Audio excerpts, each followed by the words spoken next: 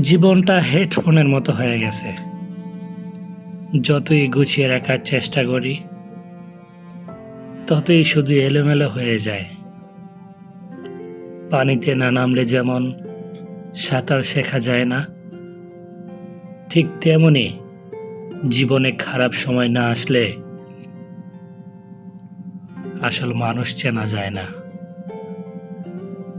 বহুরূপী মানুষের আলাদা কোনো রং হয় না। ওরা দেখতে অবিকল মানুষের মতোই। সব ভালোবাসা পূর্ণতা পায় না। কিছু ভালোবাসা জমা থাকে ডায়েরির পাতায়। মেয়েদের রূপ আর ছেলেদের পকেট ভর্তি টাকা না থাকলে সমাজ তাদেরকে ভালো চোখে দেখে না। আর এটাই বাস্তবতা।